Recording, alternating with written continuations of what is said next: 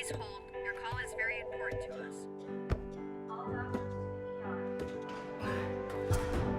All operators are busy at this time.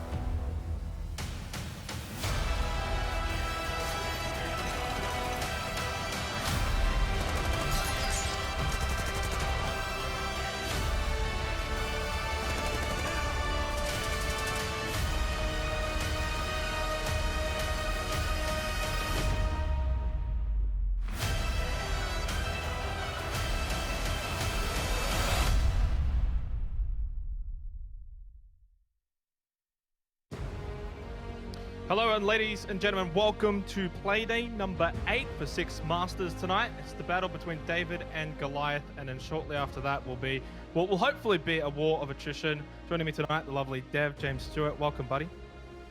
Yeah, good to be here, mate. And it's your second Playday. I think we smashed it yesterday. It was good fun. Had some close games, had some washouts, bit of everything. And, we're past the halfway point in 6 Masters now. So, yeah, let's get it cracking on. Yeah, exactly right. You mentioned that actually as we ended last night that we're past the halfway mark going into tonight.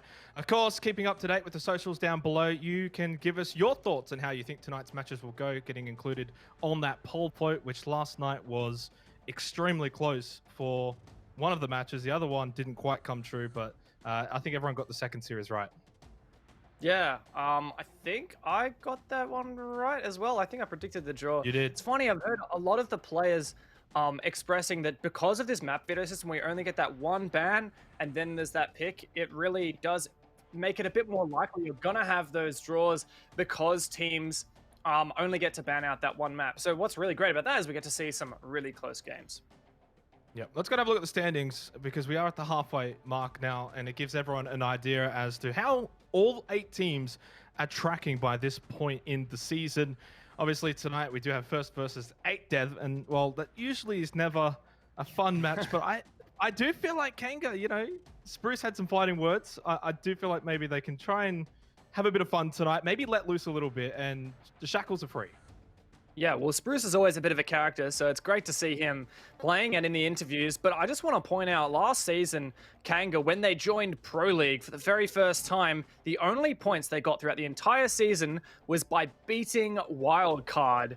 So who knows? It's a rematch. Maybe it's going to happen again. If there's any chance for Kanga to make a statement and get off that donut down the bottom, now's the chance. Yeah, I certainly agree. And I mean, our second matchup tonight, Akami and Sinister, 4 and 6, couldn't really be any closer there. Big opportunity for Sinister to keep in that race for top 4. We really touched on it last night, that top 4 heating up as we continue to have a look at our schedules for tonight. We touched on Kanga versus Wildcard. It is going to be that David versus Goliath, though, I think, at the end of the day, Dev. Yeah, and Sinister Akami, which is the one later tonight. Akami, previously known under the alias TBD. They've got that branding now you might have seen from NA Challenger League in the past. They still are looking for an org. You can see LFO in the name, but both them, Akami and Sinister, have really been vying to break into those top spots, and they're currently tied for points, so this is an opportunity for one of them to dance ahead and really get up there with Elevate and Wildcard, who are sitting in those top 2 spots. Of course, though, Kanga Esports versus Wildcard Gaming up first. That's the matchup we're going to be really focusing on here now as we move forward.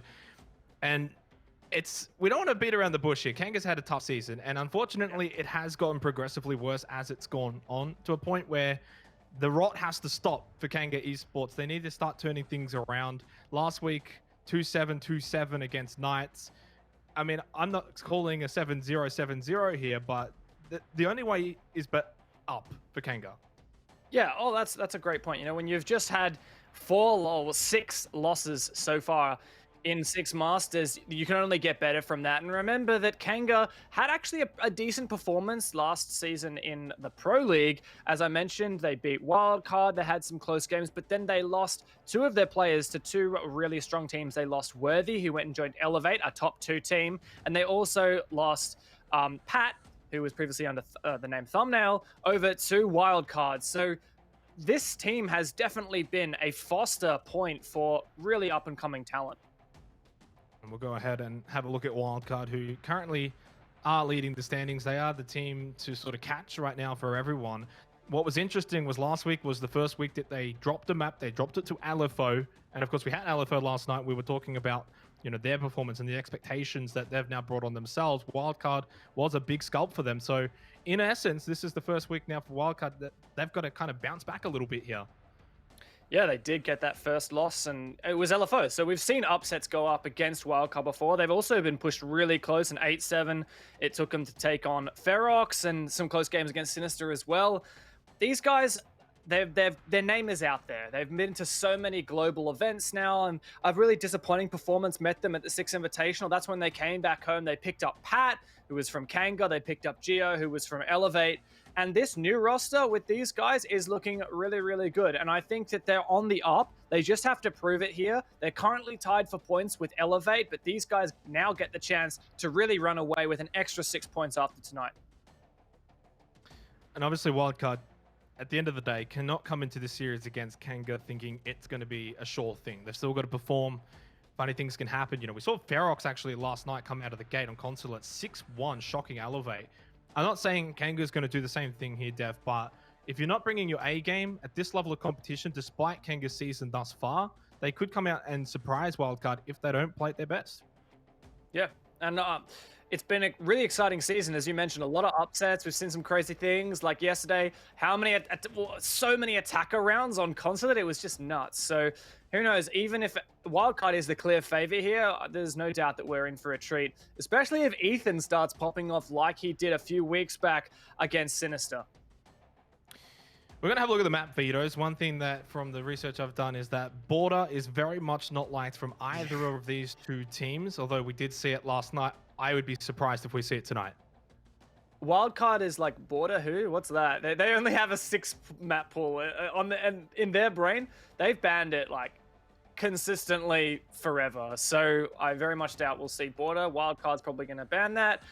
For Kanga, it's really tough. There goes the Border ban. For Kanga, they're going to get rid of Consulate, a good map, very strong map for Wildcard. They were pushed to the limits against Ferox and only just came away with that 8-7. But on the flip side, Kanga have 3 losses on that map in recent times, including getting smacked around by Elevate 7-2. So I think Kanga just, they see his strong ground for Wildcard, not so strong ground for us. We'll get rid of that one. I mean, the beauty of home broadcast is you can have all the information right in front of you at the go here. That is the... Uh-oh, I'm currently casting with a statue. What's happening, Xenox? This is a bit of a sad moment. Oh well, F's in chat for Xenox, please. I'll just continue this because, let's be honest, I knew what I was talking about better than him anyway. So we're talking about Consulate and Border being banned out by these guys. Picks.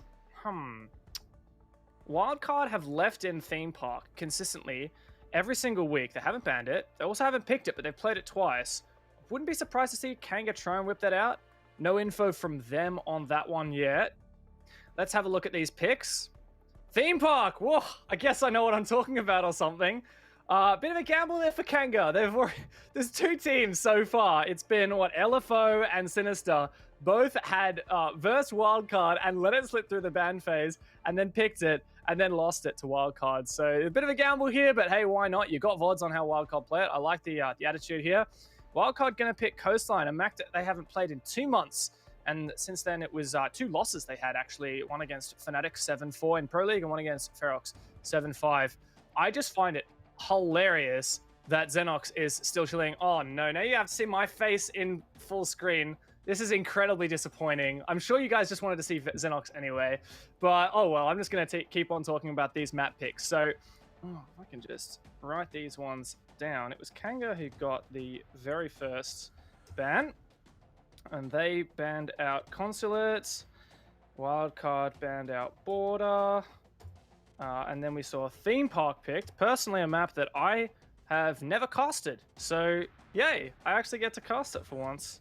And Xenox has also never casted it. And I'm sure he would express his absolute discontent at never having previously cast it if he was actually here. But he's dogging the boys right now. So, I mean, that's what you got to do. Wildcard, what did they pick? They picked Coastline. Oh, man. I've seen some nuts plays from Wildcard on Coastline. They lost it 7-4 last season to Fnatic. But like I said, haven't played it in 2 months. On the flip side, Kanga also haven't played it in 2 months, in which they lost it to Ferox. Apparently, I now have a co-caster. Oh my goodness, Xenox, don't ever leave me again, please. For those who aren't aware, Melbourne has had some very wild storms since yesterday going into tonight. Internet decided, hey, now's a great time to drop out. Yeah. Okay. Well, I mean, I guess it's lucky that we both didn't cut out, but, you know, someone's got to carry the broadcast, I guess. Yeah. I think we. I'm going to fill you in, mate. I missed the picks. All right. You'll have to run us through that again. Let's roll through. All right, guys. You guys in chat and me are going to help Xenox, all right? So first up, Kanga banned first. They banned Consulate, Wildcard banned Border. Kanga picked Theme Park, which I know you're going to be looking forward to. I was saying I've never casted it before. I don't think you ever have either. Here we go. Going to roll through them again. And Wildcard picked up Coastline.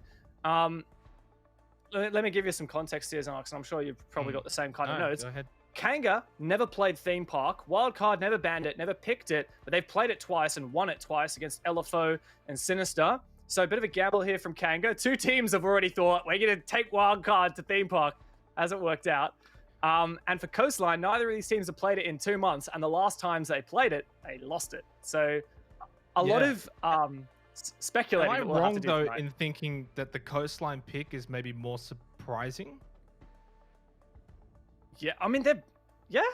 I mean, they're both surprising, but I'm thinking from Kanga's perspective here, and I'm thinking, all right, we've got to just try something a bit different. Obviously, nothing's really working for us this season. Whereas Wildcard, I would have thought, would have maybe wanted to just keep things simple in the way that they've been playing really, really well this season. Look, that's actually a good point, because Wildcard could have just voted Kanga and said, let's go to Clubhouse or Cafe, one of the maps that Kanga has played a ton, and Wildcard can just VOD them and counter them. So a bit of a gamble from Wildcard, going with a map that they haven't shown and that Kanga hasn't shown, and maybe potentially actually leaking some of their VODs that then might be used against them for later. Well, we are going to have a look at the poll votes. I don't think we will be too surprised by the results that are going to be shown up on our screen. 69% to 23. Wow, actually, you know what, Dev? I'll take that back. I'm surprised by the 23%. Kanga, I guess, got a lot of fans. In fact, one of the only Australian based organizations in the league. So maybe the Aussie fans out there are really rooting for Kanga. Maybe we got a lot of people who like to go for the David instead of the Goliath. So I'll take it. You know what? You're right, though, because that is the classic Australian spirit at the end of the day. We love our underdogs, don't we, going into this sort of series, even for the neutrals. I'm sure they might be rooting for Kanga more so than Wildcard as we head into Theme Park, our first map of the night between Kanga Esports and Wildcard. A big ask in front of Kanga. Time to jump into it. My first time ever casting Theme Park. Yours too, Xenox. So it's not only fresh territory for Kanga here, but also for us too. Good luck, have fun. Comes out in the chat. Operator bans. Surely not a Thatcher. Don't do it to us. Damn it, Kanga! Oh. Wildcard, why you gotta do that to us? Hey, don't blame Kanga. You're already getting into them. I thought it was Kanga for a sec. God, usually Kanga, usually blue team starts on attack first. Oh no, they do start on attack first. I don't know, I'm just confused. Never mind.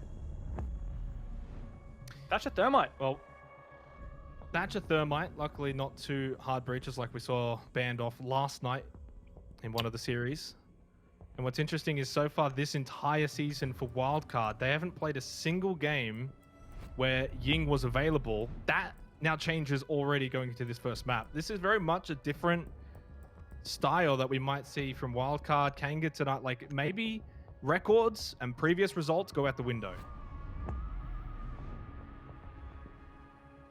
And these operator bans are going to shape the play styles, especially on the attacking side. Really hamstrung here with the Thatcher and the Thermite taken off the board. Be leaning a lot into that Maverick, I expect. The Thatcher also, not just for wall denial counters. The Thatcher's great for getting rid of bandit batteries, mute jammers, etc. And banning that means you have to change things, but it's not just that makes the difference here. But having that Thatcher ban means you can stack ADSs from Jaeger, you can also stack Wamai charges, and really protect utility like Goyo shields, Maestro cams, but typically just Goyo shields and deployable shields, which are very powerful for controlling the choke points on this map. We might actually see Imarin switch over. Indeed, he does get off the Kaid and onto that Goyo. It is an Armory Throne Room defense first up, but I do like the setup that we're seeing from Wildcard, at least thus far in the operator picks. So Kanga are going to be attacking first, and I think it's imperative that they get off onto the right foot. If they can win this first round, build momentum on their side, it's a stepping stone towards what would be, and in my honest opinion, the biggest upset of the season if Wildcard lose a map to Kanga. I think that's fair. Yeah, definitely. I mean, it was the biggest upset Kanga saw last season as well, and maybe they can repeat it. I don't know. It's tough. But since Theme Park is still fairly new in the map rotation, and particularly in ANZ, hasn't seen a lot of play. This is the third time this map's ever been played in Oceania, or at least in the pro level. So let's talk a little bit about how it plays. From a defensive perspective, you're really trying to funnel attackers into these choke points. So if we've got this top-down view, looking around, particularly on the top floor, there's a lot of choke points, and only a few places where you can actually open up the floor. You'll see on the right-hand side of your screen, there's a wooden floor that then goes down onto the bomb site in A, and there are a couple angles you can also get onto B. So the attacker's often trying to do that to eliminate the positions of players on the bomb site. And to counter that, we often see defenders, when defending this Armory Throne Room bomb site, go for quite a roam, and that's what Pat, Geo, and Diesel are going to be doing at the moment. Some information gathering with the Valkyrie cameras and information denial from the Mute is going to make this quite the pain for Kanga. And any pain's not going to be fun pain for Kanga, boats. And Wayman looking to push in. The IQ is certainly going to help here. Although Campo already in front, leading the way. Still 2 minutes on the clock. And you have to wonder, though, in terms of map pool for both of these teams, how many times they've been playing Theme Park in preparation of this. Well, we know Wildcard have played it twice so far in the league, and Kanga will no doubt have watched those VODs. Makes you wonder how much Kanga... Oh, okay. Pat's caught off guard. Good opening pick for Leb there. Nice way to kick things off for Kanga. Finding those picks onto those roamers. See a lot of rotation holes opened up nice on and early between the defenses. And Leb's going to find his second, in fact. Good for 2 kills. One more player roaming. It's Geo. We know how good he is. He's gotten an ace on this map before. He gets taken down. No way! Oh, no. How did Wildcard come back from that? And that's 2 picks in response. Geo's still alive somehow. Diesel rotated up to support, and he gets a pick for it as well. That nade's going to finish the Jill. And Wayne Man finally salvages that. 3 versus 2 with 1 minute left. Still an amazing start, though, from Kanga. Leb opening up with 2 entry frags. Followed up, Boats probably should have been able to kill Geo there. As you mentioned, Geo, though, was able to just stay alive. And Diesel was the bomb sites. And this is now where I think for Wildcard, all you can really do is play defensive, hold defensive positions, and try and catch Kanga on the rotate. 30 seconds, and let's see, how are Kanga setting up for this push? They don't have full information about Gong and Tellers. They don't know if that's clear. 25, these guys really need to get a move on. Playing patiently, but that might actually backfire here for Kanga. They lose Wayne Man to Diesel, and now 2 versus 2 with only 13 seconds left makes it very difficult potentially for Kanga. Leb's low in that initial exchange with Diesel, and we're in on site, 5 seconds. And it's still not being, the plant's not going down at all here. I think Kanga are going to lose this round. Everyone one tap takes out Leb, and from a very winnable position for Kanga, Wild come back and clinch the round 1. It goes to show you can get that roam clear, waste 2 minutes. I mean, from Kanga's perspective, right? They got the 2 opening picks. There were 2 counter picks eventually from Wildcard. But after that roam clear, it took them 2 minutes and they were in a 3 versus 2. They had numbers advantage. They didn't get a single kill after that. Kanga really struggling there, and it's not just on that roam clear, but also on the execute onto site. The numbers advantage really not helping them in the end. They had a severe lack of information. You saw just 30 seconds, 20 seconds ticking away, and there are players from Kanga still just face checking inside of Gong and maintenance and tellers. That the starvation of information for Kanga really hurt them in the late round. And the last 3 players attacking the bomb site also just mistimed, not supporting each other, not able to get a refrag. Wildcard. Good start to this map.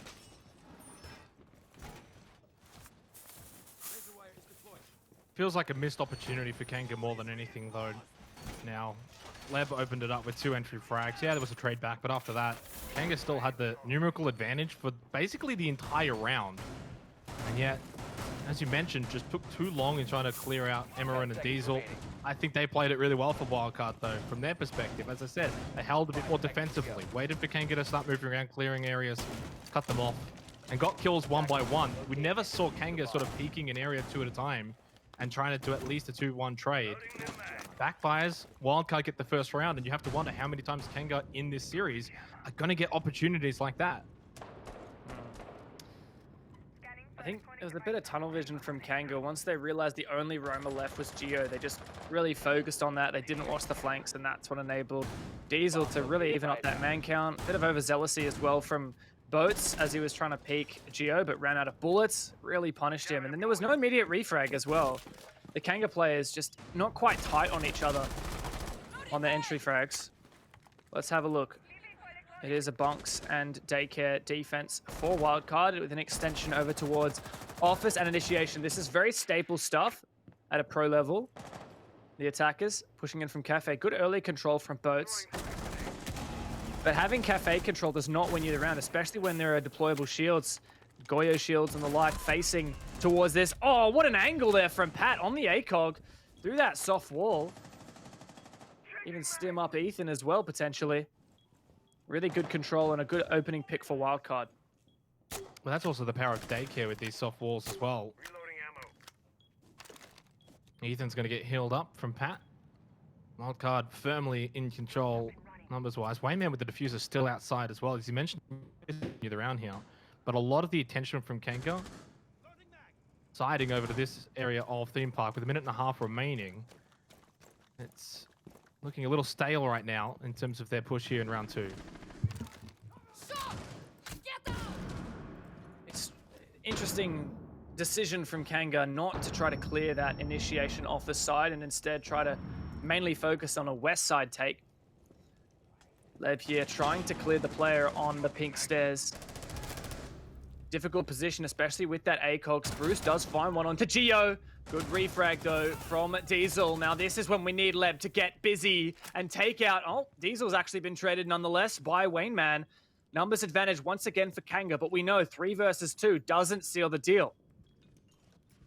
But not only that, Wayman and Kempo are both low already, too. So it doesn't take too much from either Ethan or Emerin. 35 seconds. Even the shotgun's probably not even needed. Pistol might just do the job. Oh, boy. Kanga don't want to blow this now, though, either. They had that advantage in the first round. But as I said, doesn't take much here from Emerin. As soon as they run onto the site, you do feel like he's going to be able to at least get one here. Ethan holds the yellow corridor, and Emerin does get Leb. There's no trade back, though, from Kanga. That makes it even more difficult now, considering how low both Wayman and Campo are. Immediate tap from Emerin. The second will get the kill. Ethan finds Campo. And Wildcard get 2 rounds now from 2 rounds at a deficit. That's 2 2v3s in a row as well. I'm not sure if was it the same players potentially. No, Ethan was surely killed out on that previous one. Diesel in the first round. Yeah, it was Diesel and I'm gonna say Pat, Emerin. who was the... Oh, was it Diesel and Emo? Okay, so there you go. Emo's involved in 2 2v3s. Doing pretty well first 2 rounds rather. Of course, with that Thatcher ban in particular, this does get quite difficult for the attacking side. Kanga trying to suppress some of these roamers using the Nomad, but Wildcard are really just allowing the time to tick down. And even though they're losing a lot of engagements, a lot of gunfights, not just 1 versus 1, but trade battles where there's a few kills come out sequentially, they're losing those, coming out at numbers disadvantages. But these Wildcard players, even at a deficit, are happy to just sit back and wait for Kanga to start filing on through. They know they have that individual skill, that game sense, to know exactly when to peek, what to peek. And their positioning has been impeccable as well. Wildcard have played it really well too when they do get to that numbers disadvantage in those first 2 rounds, falling back, playing the bomb site. And that's where Kanga sort of stalled themselves a bit. They get to just outside the bomb site, but just lack that critical ability to then push on, clear out corners. And that's where Wildcard just continue to find that early pick at that section of the game. So even if it's 2 versus 3, they keep finding that early pick and making it then 2v2. 2v2 with like 20 seconds left. And with the diffuser nowhere close to being planted, all that takes is that 1 kill, then puts all the pressure back onto Kanga. As you said though, Kanga are getting these opening picks, they're getting these entry frags. They're pushing him well onto Theme Park, but just not executing that final play. Another interesting philosophy from Kanga is that they're deciding, for the most part, not to force these choke points that Wildcard is setting up. For example, here on the B bomb site, a use of a deployable shield. On the other side, you can see facing towards control with a mute jammer and reinforcements inside of initiation, right where Geo is sitting. There you go, that Goyo shield just going to make it very difficult for Spruce to peek on through. And typically in that previous round, Kanga decided to just bypass this kind of push instead. And Spruce, you would think, oh, just throw an Ash Charge in there, but Wildcard, they're banking on that. They will have stacked ADSs here, knowing that it's going to be very difficult for Kanga to clear out this utility and push on through. And Spruce is set up for now, but I'm not sensing he's going to push through for at least a while. Take a few shots, just keep eyes over towards his location in control room. Clear out the ADS. Oh no! What a play from Pat, just having that information that Spruce was behind the control panel there, gets a C4. Fortunately for Spruce, I believe he successfully used his Ash Charge on that Goyo shield, so at least his utility wasn't wasted. It's just that map awareness, though, from Pat coming into play. Spruce had no idea. He gave away his position. They knew he was in there for 30 seconds or so. Nade in from Wayne Man. Plenty of time still remaining. Campo finds a pick onto Ethan. Second one followed up from Boats. Emerald able to at least get one back. And it's a similar situation now to what we saw in the first 2 rounds. No. C4 goes out. Risky play. Doesn't It's shot out of the air. connect, though. Oh, well, that's one way to make sure it doesn't connect. Skeet shooting from Boats and Kanga. Campo's low as he takes a massive tag. 50 seconds remaining, but this is where we see Wildcard really turn the game back into their advantage. Still a lot of this round left, 40 seconds, but Kanga, they might have the bomb site, but not sure that'll matter at this point. No more air jabs left for Campo. He's going to try to cover Wayne Man. He doesn't know where Wildcard are going to push from. And Marin, where was that, mates? All the way in through. Was that a wallbang, actually? Surely this was a wallbang. Yeah. Oh. That's one way to get Kanga tilted. No way. What? I mean, I don't want to assume that he knew they were there or if that was just intuition following through. But regardless, these first 3 rounds, I mean, the eye test is that saying Kanga haven't played bad, Dev. I think they're just lacking that final ability to close out, get that plant, try and get control of bomb site. The first 2 minutes is fine. Wildcard just coming up big in the clinch towards the end of these rounds, and that's why they're up 3-0.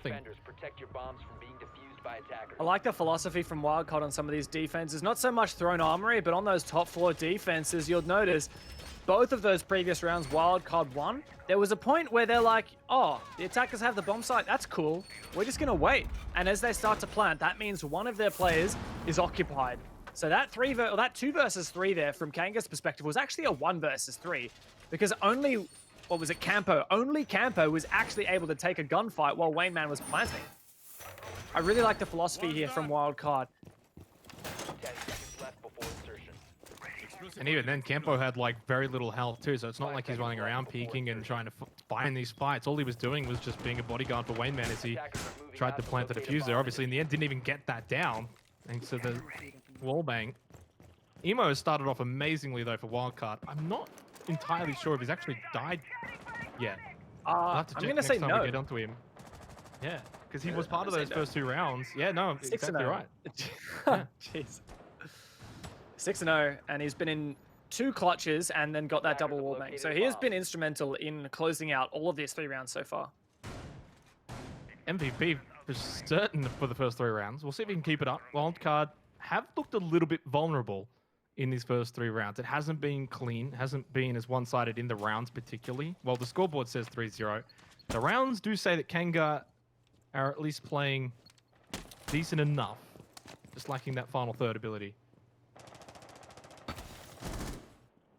Good use of the use-hill from boats, getting rid of those gear mines and Valkyrie cameras and default cameras as well, I guess. Once again, this heavy roam upstairs. Kanga losing some drones to it. Spruce gets out of position, but dangerous now, trying to push on through. Spots out that rotation in break room. Cautious of these arcade stairs, but in fact, Wildcard are just shooting some drones and then falling back to the bomb site. The C4 goes off, misses Leb.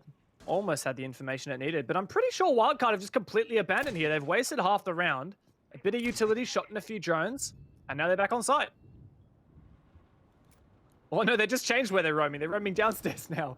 So they shot drones, and now Kanga has to re-drone them, and Kanga's just going to run out of drones. But it buys so much time though for Wildcard, making it a lot more difficult for Kanga.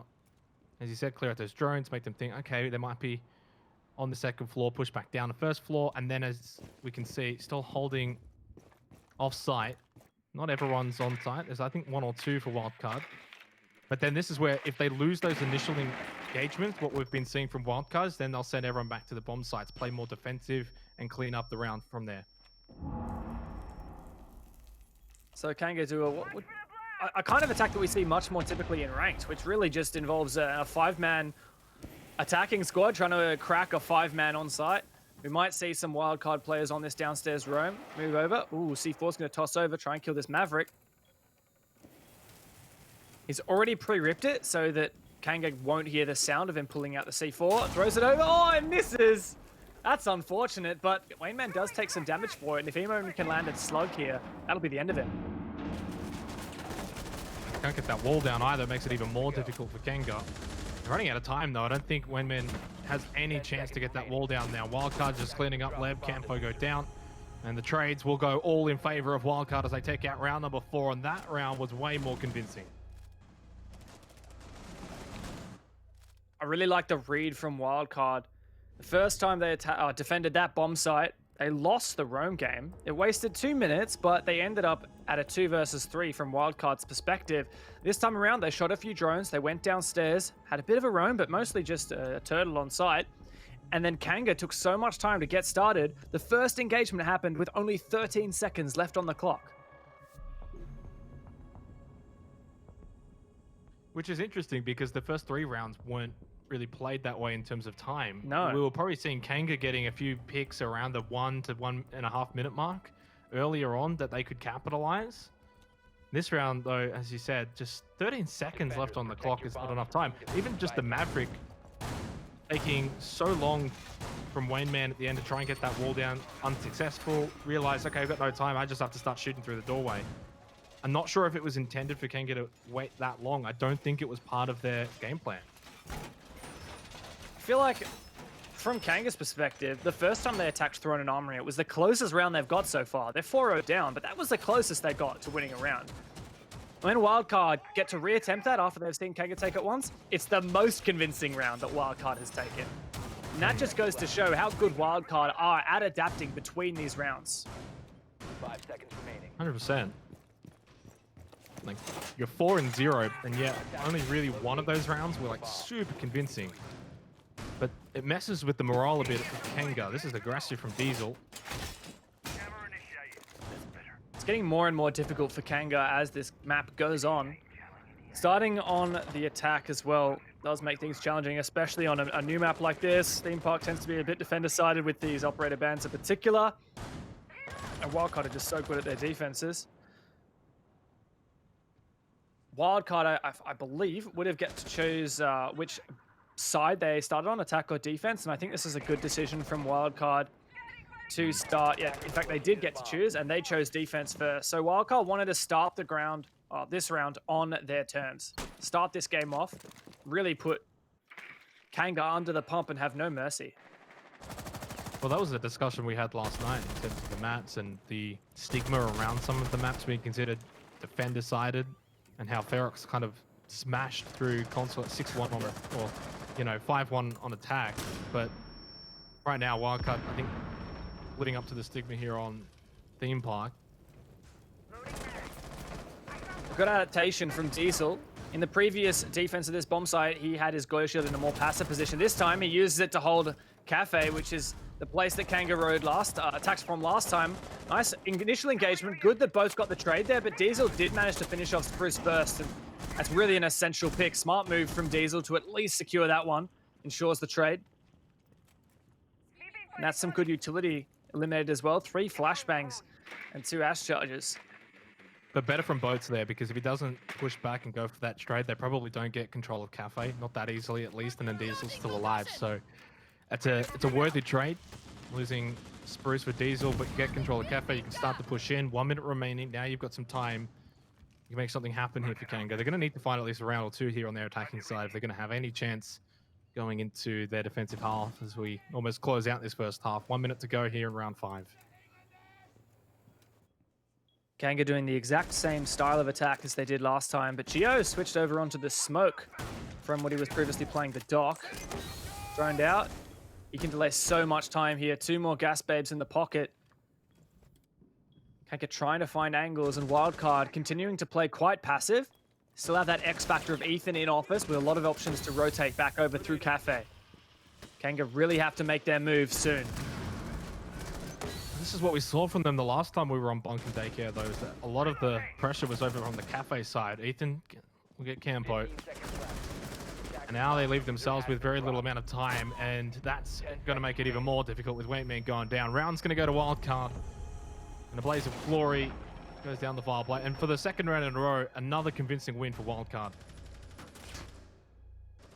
It's just so difficult for Kanga to find their footing here on these attacks. And Wildcard, every time they reattempt a bomb site, it gets better and better.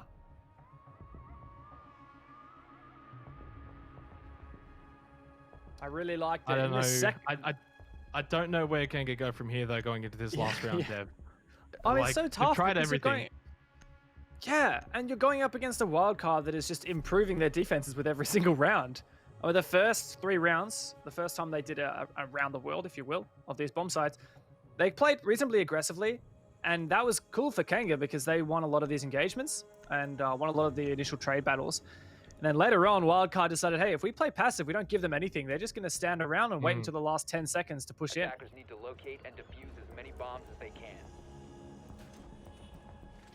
I do wonder if the Hibana pick here might be a bit wiser here for Wayman in terms of hard breaching a bit quicker than the Maverick. Definitely didn't feel like the Maverick was being utilized to the best as they would have wanted, was taking a long time, was being denied as well. A couple of times with like the C4, for example. This might potentially change things for Kanga. I think they only actually use the Maverick torch when they're attacking Throne, and as you mentioned, it was way too little, way too late. But that Hibana, of course, you do need to be careful of any mute jammers placed on these walls. Not sure whether Imarins will be primarily using them for wall denial or drone denial, but yeah, there you go. So this is probably the most important wall that you would want to Hibana, and they're going to have to clear out that mute jammer. And what's difficult there is, well, the floor underneath that mute jammer is indestructible, so you can't shoot it from below. The only way to get rid of that mute jammer, thanks to the Thatcher being banned, is either with a Kali or by throwing some kind of grenade through that doorway. It's a lot of work. You'd have to burn that ADS first and then bank a nade off there, but there are no nades on this lineup, so it really doesn't look possible for them to open up this wall with Hibana. And it limits their options. And you'd have to think Wildcard are aware of that as well. I mean, they were the ones who banned out the Thatcher. So last attacking round now for Kanga, last opportunity. And then I guess they'll at least be able to have their own defenders side here on Theme Park. Long way in the hole at the moment here, 0 and 5. If you only just joined us though, the first 3 rounds, Dev, they were pretty close. Yeah, they're pretty close. Kanga won a lot of those initial engagements and the trade fights, but as I mentioned, Wildcard just began to play passive, and that worked out well for them. They played on Kanga's weakness, which is time. The utility clear working pretty well for Kanga though so far, wasting those ADSs, and Spruce using his Ash charge to get rid of that shield. Just a normal deployable shield. And in fact, no deployable shield inside of initiation facing towards control. An opportunity here for Pat as he jumps out a window. No claymore placed, and Ethan's going to grab one as well. Man, once again, Kanga really struggling. And Leb's low as well from that exchange as he has to fall back. And struggling is probably understated here. Spruce, close to finding Emo. Spruce has been in here almost, I think, every single time. This bomb site, 1 minute remaining. Does he try and be a little bit more aggressive here? He's got one to his left, one to his right. One of them is Emo, the other one at Geo. It's impossible, you think, to clear them both out. A crossfire with 2 shotguns, especially playing as an ACOG. That's never going to happen. Geo still has 2 gas babes left. He can waste the whole round here in initiation. Kanga really need to get creative here and find some explosive picks. Maybe Leb's the man to do it. No, apparently not. Someone's going to have to step up. Who's it going to be?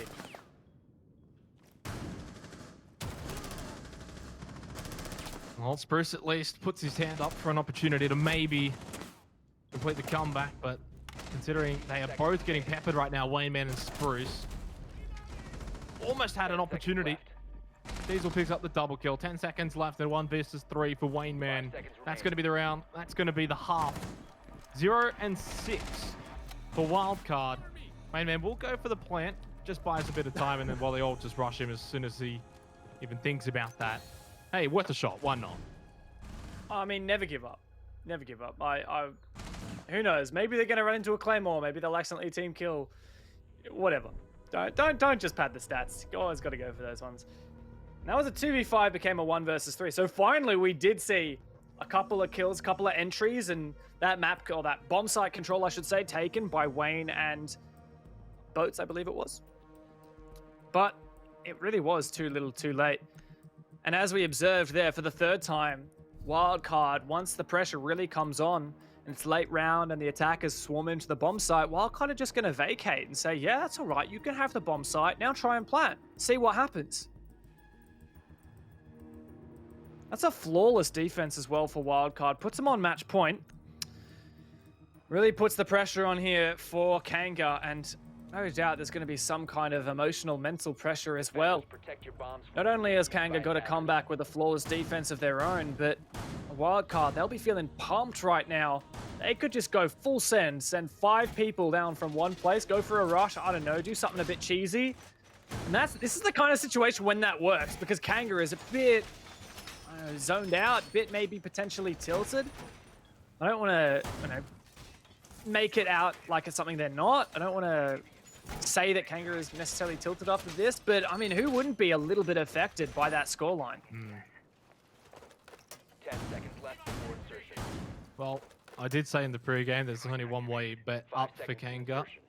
Unfortunately, it looks like they've found another level. If they do lose this 7-0, it would be the first map this season of Six Masters where a team does get 7-0. So right now, I think for Kanga, you obviously are feeling like, okay, we're probably not going to win this series. Let's at least try and win and do well on our defensive side. Get a couple of rounds and regain our composure as we then go into Coastline. Last time Kanga got smacked about this hard, it was Pro League. Their 6th game back in March, over 2 months ago now. It was on Clubhouse. They got smacked about by Sinister. And since then, Kanga hasn't been too bad. They're yet to win a map at all in anything Pro League or Six Masters since that game. But, a 0-7, surely not. At least get a couple rounds here. Yeah. I think if they can get 3 and make it 7-3, that's job done in my eyes in terms of just being able to stay competitive. You did say that on Theme Park it is slightly more defensive sided. In saying that though, I think a team like Wildcard can overcome that and make it a challenge here for Kanga. Along with the Wamai on Waymen, something different compared to what we saw from the defense of Wildcard. I was actually surprised not to see the Wamai from Wildcard. Really powerful operator, especially for holding these choke points, protecting your shields, etc. Wildcard, I guess, didn't need him in the end. I'm fascinated to see that Wildcard is not actually going for the east to west push over from Cash and Office, etc. But instead going for a cafe kind of push, similar to what we saw from Kanga. There's a nice early one from Ethan, drones out Spruce and finishes him off, pushing in downstairs. And that early pick may help convert to the victory here. Nice clean 7-0. Good map control for Wildcard. Propelling on the windows, cafe control, and downstairs bottom arcade. What can they do with it? 1 minute left though, but this is where Kanga, if they're not already on site, probably need to start falling back to site.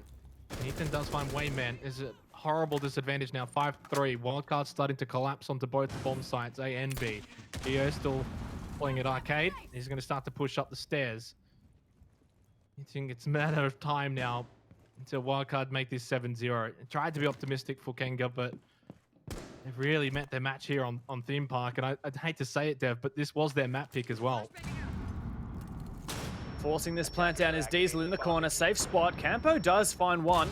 It's a good start, but Campo and Leb are going to have to really turn up the heat here. It's a 2 versus 4. Make that a 1 versus 4. All on Campo now, roaming over in initiation. 30 seconds to find 4 kills and defuse. And he's on such low health. 25 seconds. Campo. Hey. Well, yeah, well, he does get Ethan. A bit of a flashy way to go, and then T4s himself, accepting his fate and accepting the fate that Kanga gets 7-0, the first team to get 7-0 on the map this season of Six Masters. Well, what a way to go, at least, on your own terms. That's one way to put it, Xenox, on your own terms. I don't think I've ever seen a game quite like this. That was very one-sided from Wildcard, demonstrating excellence. And yeah, like you said, by the end of it, Campo had accepted his fate. No donuts from either team, so all of them gave it a crack. And yeah, Wildcard, well-deserved victory, just propelling themselves further up the standings. I feel a little bit bad for Kanga Esports because their season, unfortunately, Dev does continue to just go in a downward trajectory. I did say in the pregame, and it was probably more hopeful than anything that they would start to potentially turn things around. But I won't lie, this was always going to be the worst team to try and do that against a team like Wildcard, who's destined to finish in the top 4 at a minimum with the way that they've been playing this season. Yeah, it's great for Wildcard. If we talk about them for a second, these guys, last season they had their worst season that we've seen in a really long time. They flunked out of Six Invitational without winning a map. They came back in Pro League and ended up, I think it was 4th behind Akami, Elevate, Fnatic.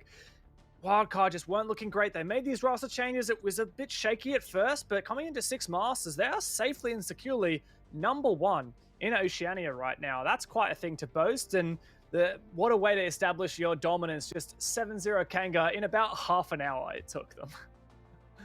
Yeah, and that's the thing as well for Wildcard. The fact that now they've also got really a decent amount of footing on Theme Park. It's the 3rd time they've played it, 3rd time they've won it. A little bit surprised that Kanga ended up picking Theme Park. Obviously backfired. We've now obviously seen that. We've got the hindsight for that 7-0. If you're going into this half now, going into Coastline, you Kanga, you're going into Wildcard's pick as well. Is the goal just here to not be humiliated and get 7-0 again? Like, what are the team goals going into this game? I mean, depending on how Coastline fits into Kanga's map pool, this totally could be a much, much better showing, because Kanga made a huge gamble on Theme Park, knowing that Wildcard are decent at it, but never pick it. Coastline, we haven't seen either of these teams play it or pick it in 2 months, so anything could happen. Anything could happen as we go to a break. On the other side, it's going to be Coastline. Currently, we are 1-0 up in favor of Wildcard.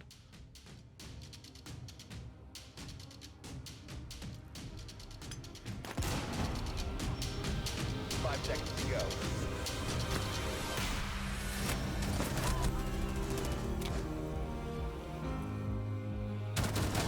Located a bomb.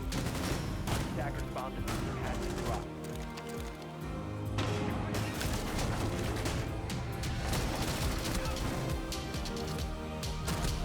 Attackers found the diffuser has been dropped. 10 seconds, 15 seconds remaining.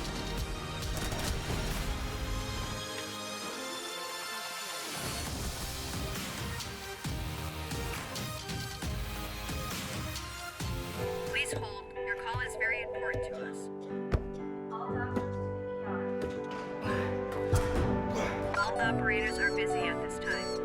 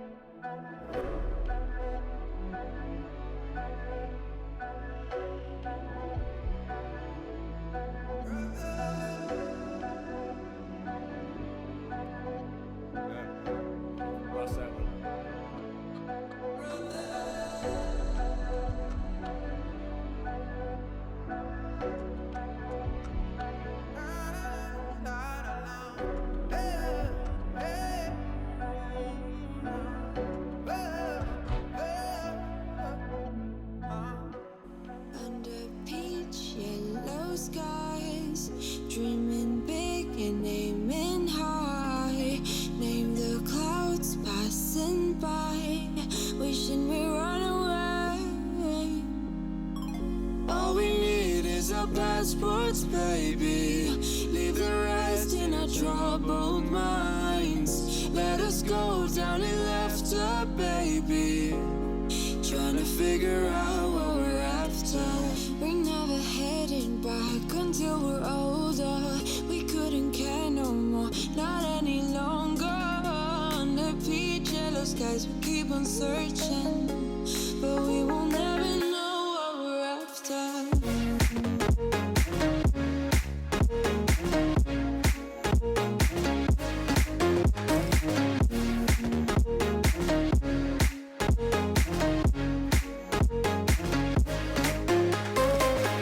Book a plane, fly away. We will never be the same. And as long as you are mine, come on and run away. We wanna run away. We don't need any reasons, baby. Leave it all for the faded hearts. I don't mind if they call us crazy, 'cause they don't understand what we're after. We're never heading back until we're older. We couldn't care no more, not any longer. Under peach yellow skies, we keep on searching, but we will never know what we're after.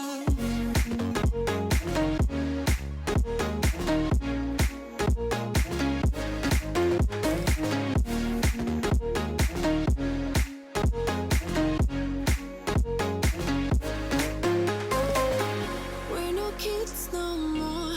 I need to feel alive in this dreadful town. I'm running out of time, and as long as you're mine, I wanna run away. We're never heading back until we're older. We couldn't care no more, not any longer. Under peach yellow skies, we keep on searching.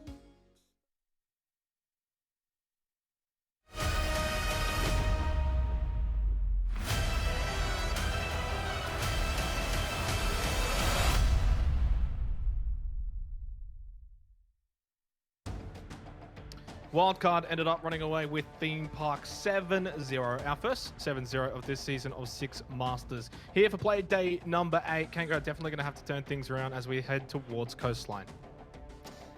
Nuts stuff. That's what it was. And it was like a snowball just slowly getting bigger and bigger. And it had Imarin's face on it.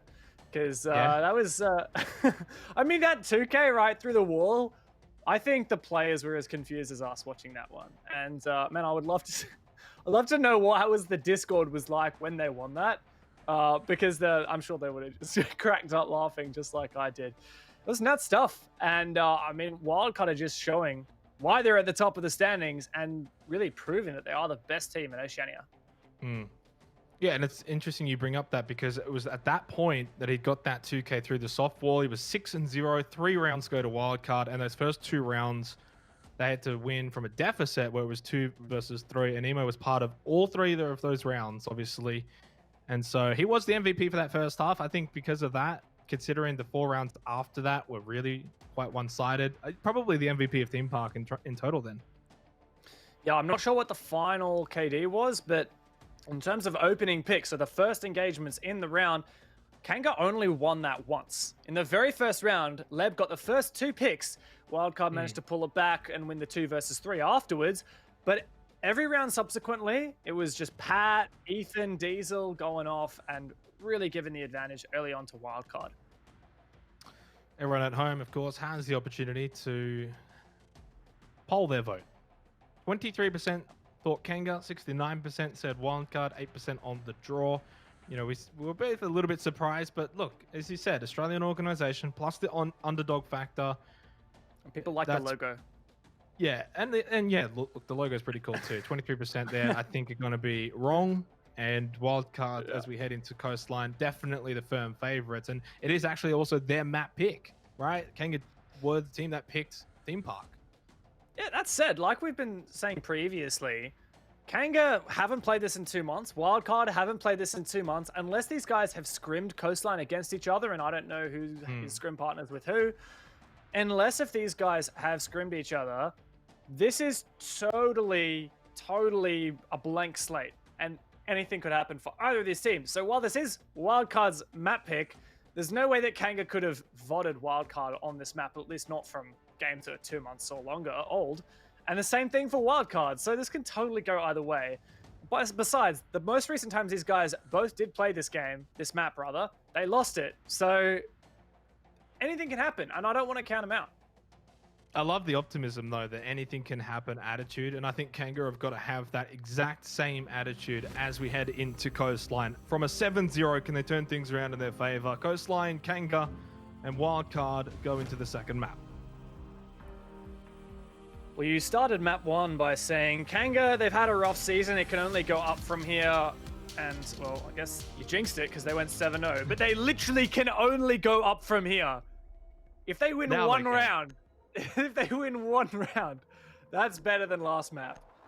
So, surely we'll see something. Kanga going to get rid of the Hibana, an operator typically useful, the only hard breacher really that useful on this map, and pretty much just for those cocktail walls when attacking Hookah, but I'll have to see some other way of clearing Hookah. Ying banned out by Wildcard. Something they didn't get rid of on map 1, but Kanga didn't seem interested in using it at all. However, this very small map, a lot of opportunities for Ying. Wildcard don't want to deal with that. It's interesting that you bring up the Ying because, correct, it wasn't banned on Theme Park, but it also wasn't even used on Theme Park. So maybe she isn't as proficient on Theme Park compared to these other maps, as Mirai continues to get banned out quite regularly as well this season. Only now 2 or 3 bans less than Ying. So those are the 2 most banned operators this season of 6 Masters. Into Coastline we go. It is going to be Kanga on the defense this time, Wildcard on the attack. Or at least something a little bit different compared to Theme Park, where we saw Wildcard defend first up.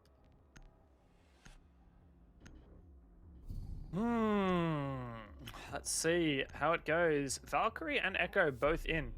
2 great ops for information gathering, while Valkyrie in particular can be utilized to very powerful effect on Coastline. A lot of good spots for outside Valkyrie cameras.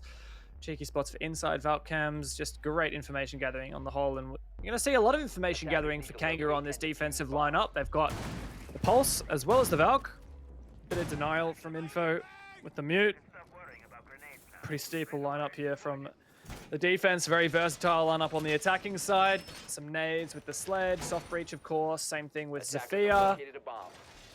Ethan can find out all those Valkyrie cameras, potentially the Pulse, other utility. Diesel as well. Capitao, really powerful operator. Not as commonly picked in Oceania as maybe some might expect, but really good for area denial with those incendiary bolts. And on a map like Coastline, where there's a lot of power positions which are quite small in terms of their footprint, you can really block them out using that Capitao with the fire bolts. Attackers are heading out to defuse a bomb. And I mean, Wildcard, of course, picking Coastline, you'd have to think they've been scrimming it in some fashion, or at least in some way. And Yeah, no on the other end of the spectrum, though, Kanga probably wouldn't have been expecting the Coastline pick. I mean, that's something we can ask in the interviews after this map, whether this was a bit of a surprise for Kanga. But I said it actually during the initial map ban phase, where I was more surprised with the Coastline pick than the theme park pick, just simply because of the fact that Wildcard as a team has only dropped one map this entire season. And that was Clubhouse, but every map they've played, they've won on. Obviously, as you said, and we've spoken about, they haven't played Coastline at all. Emo getting droned in now. Spotted out 2 players hanging out around Hookah and 90. This is the bar attack. Wait, sorry, kitchen attack, rather. My bad. Attackers bomb diffuser has been dropped. Spruce gets the lead off. That's Diesel going down. Oh, and he finishes a second as well. That's a mad run out. That never works, but I guess it does for Spruce. No possibility for a refrag here, but man, that's going to be really difficult for Wildcard to come back from. Well, as soon as you say that, Claymore from Ethan does get Campo, 4-3. Minute and a half. Still a lot of time left for Wildcard here, but now they've lost Emo immediately. As I said that, Leb gets that kill. Pushing in. Geo is spotted immediately through the doorway, and that's while you stand in the doorway, typically you're going to go down. And Kanga at least open up Coastline with the round win. They're on the board. Yeah, and they have done something that they couldn't muster on Theme Park, which is win a round, so little golf clap for them. It really did spiral. I was a bit worried there for Kanga after Campo jumped out and was taken out by that Claymore. I thought, maybe you don't need to get super aggressive after you win the 3 rounds, but Wildcard got a little bit desperate, a little bit impatient. We spectated Geo while he was pushing through Hall of Fame, or Guitar as it's known, looking towards the 90 position, but his ACOG was completely obstructing his view into theater. That's where he got peaked. He didn't see where it came from. Bit of an error from Geo, I guess, but I'm really just confused about the fact that Spruce was allowed to not only go for that run out, but get 2 picks with it. Need to locate and defuse as many bombs as Wildcard they can. fell asleep at the wheel there.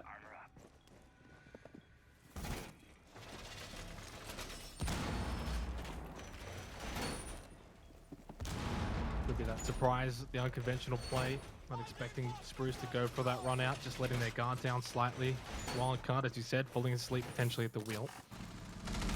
It's better from Kanga though, and I like the aggression from Spruce to actually even try that run out, to try something a bit different for Kanga, and it worked. It did get them those 2 kills, and from there they were able to spiral that into the round win. 10 seconds. If you don't try those plays and you play defensive and you allow Wildcard to play their way, you're probably going to end up with another 7-0 under your belt. Attackers' objective is to locate a bomb Yeah, well, and good on defuse it. Kanga for really taking the fight to their opponent. Defender is exposed. Love your boats. Look at that. Boats and Spruce both going for runouts. 2 ACOGs to boot with the Rook and Doc. Ambitious stuff from Kanga, but it just goes to show this might be Wildcard's pick. And Kanga, yeah, they got absolutely smacked about on Theme Park, but they're coming into Coastline full swing, and that's the kind of attitude that is a winning attitude.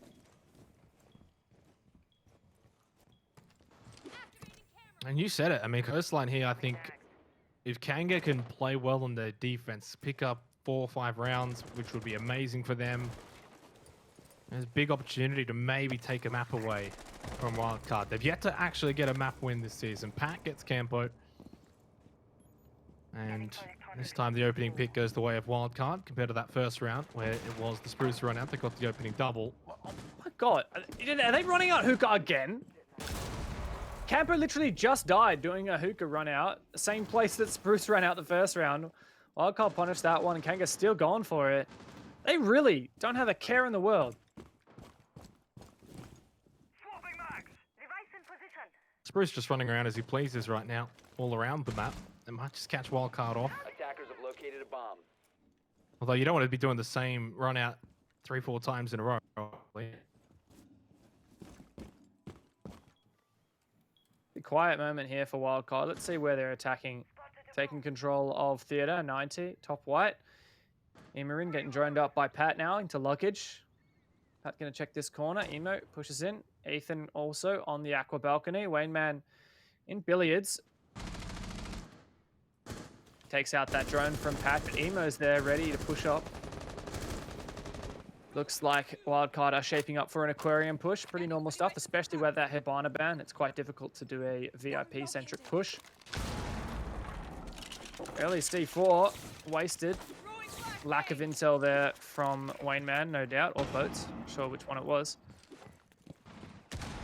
45 seconds, Wildcard starting to set up.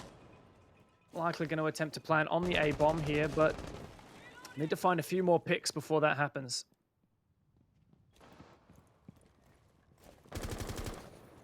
Kanga have just reined it in a little bit, bringing it back over to the bomb sites. Leaving this right to the final second for Wildcard. Doesn't help that Pat's low as well. Making one area of entry a bit of a weaker point for Wildcard as they're trying to cover all angles. Ethan's going to be able to find at least one. That's Boris. That's an opening pick potentially outside onto hooker deck. It's a nice spray. Wayman's going to get Geo finished off with the pistol from Pat. 1v4 though. Wildcard collapse in at the final seconds. They are going to take this round, barring something massive from Leb. Defender has left the area of Leb's got to find at least this pick, and man, there's a crossfire on him. Not a chance there. Wildcard from a 4 versus 5, and in 20 seconds, classic Wildcard fashion. Ethan a bit confused there. Wadu. I wanted Pat. You're trying to claim Pat back on his team. Head pats. I don't know what this is in the chat right now, but I love it. Friendly banter is always fun banter, right? That's how you want it to be, generally. But yeah, there was nothing happening there for Wildcard. In classic Wildcard fashion, leave it to the last 20 seconds to make something happen. And it works. They got that initial pick really early on. After that, it was a 5 versus 4. 20 seconds left. Finally find quite a few picks. I'm not sure if... I don't think Kanga actually managed to get more than one pick in response. I love to see that Nomad charge. I don't know if you noticed, the air jab knocked one of the Kanga players all the way through the wall in hookah. He just smacked down. And Pat on the balcony was like, what's happening here? I mean, from what I saw in terms of Wildcard, what they were able to do well there was just surround the bomb sites and have, rather than everyone sort of funneling in from one direction, making it very easy for Kanga, they were at least able to have multiple different angles opened up. Kanga's just not going to be able to cover them all. And I mean, as you said, then last 20 seconds, push in, everyone starts to peek and shoot at once, and well, Kanga just folded like a deck of cards. 5 seconds to go. So, a bars defense now. Attackers must locate and defuse the bomb. Pretty good bomb site in comp, but not super played in ranked. So maybe a lot of you guys who haven't seen as much comp, not so familiar with this bomb site. The idea is to try to deny a plant in A, which is blue bar, from as many different locations as possible, particularly opening up holes in this wall into the courtyard so that you can shoot anyone from courtyard. Nice little job there. And then, of course, extending as much control as possible. This position at couches in Sunrise is really powerful. That's where Campo will be playing. There's also a position set up right near the B bomb with a deployable shield in this corner. But for the most part, Kanga's going to extend their hold, as I mentioned. Boats in office, players upstairs as well. Spruce also extending horizontally. Wildcard pushing from this east side top floor. Good control. Already 3 players in the building and a drone. Pat, a long angle here. He can cut off a lot of rotations into billiards here.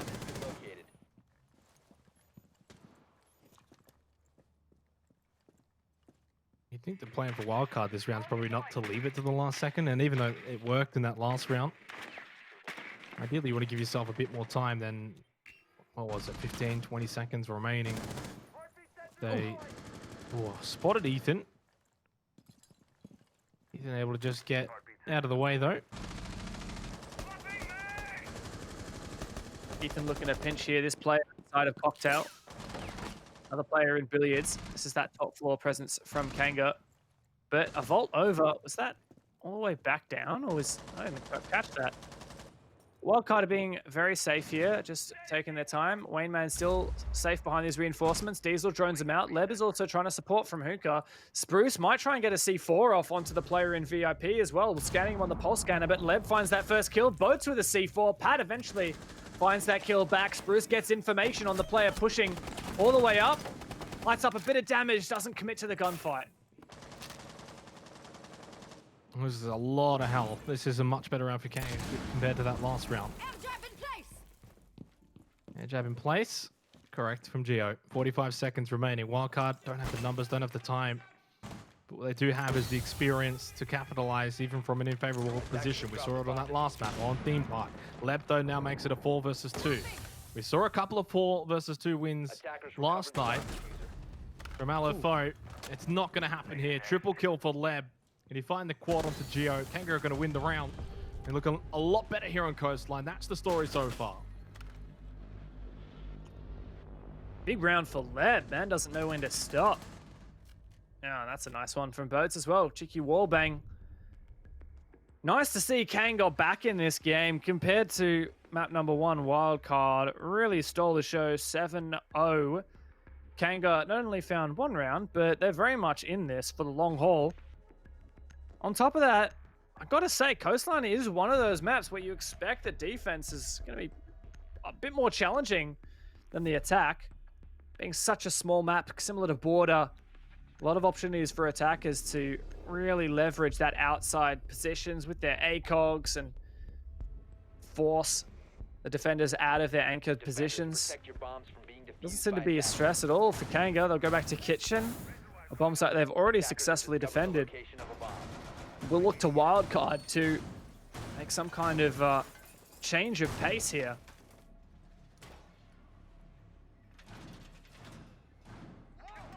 It's been a team effort from Kanga as well. They've been able to adjust their play style. A couple of runouts. Some successful, some not as successful. The thing is, we didn't really see too much from them on Theme Park because on the defensive side, because they were attacking for 6 out of the 7 rounds played. But they've looked decent here on Coastline. And I said if they can get to about 4 wins here on defense, I'll be pretty happy. Who knows? You get to 3-1 and they might be aiming for more than 4. Even a 3-3 half would be satisfactory here in my eyes. Defense on Coastline. Kanga's been doing a great job of leveraging this information gathering, consistently bringing this pulse from Spruce. Got those 2 runouts in the first round. Good information in that second round as well when he was just keeping an eye on those players in VIP from below. He did spot out the player outside office, but that pulse scanner only has a range of about 9 meters, so Emo's going to get back out. Spruce won't quite know his position. Gonna try to pre-fire through this wall into blue bar. Boats as well. That lets Wildcard know Kanga's aware of their positions.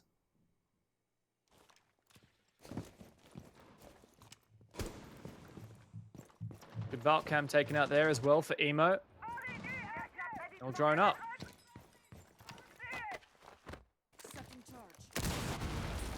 I think for Wildcard too, you also don't want to get too comfortable with how they performed on Theme Park, then come into Coastline. I think this is going to be easy. Oh! Damn. No, that wasn't what I thought it was it?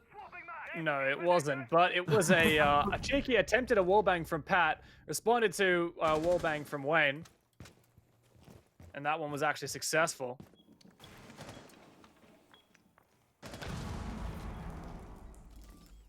Been a bit chaotic this round though early on, and that plant's actually going to be taken put down by Diesel very early, in a minute and a half. The fuser does get planted. A pretty favorable position as well for Wildcard. The entry, Ethan now finds a second onto Wayne Man. Triple kill. Doesn't quite get the COD though. Boat's able to get one back. Diesel just outside the door. It's going to be very difficult here. You'd think that Boat's probably going to clear this barbed wire, run out and get the kill onto Diesel. 24 seconds, a lot of time. Reload. He's not sure where he is though. He doesn't have the position. Diesel's just going to wait till the last second. Yeah, and Diesel's got that utility as well. How many more incendiary bolts has he got? Getting toasty for Boats here, and that's a 7-second defuse timer. It's not possible. That's how to win it with the utility. A desperate attempt from Boats. Doesn't matter. Diesel's not going to give him a thing. Oh, no. Lovely post plant there from the Capitao.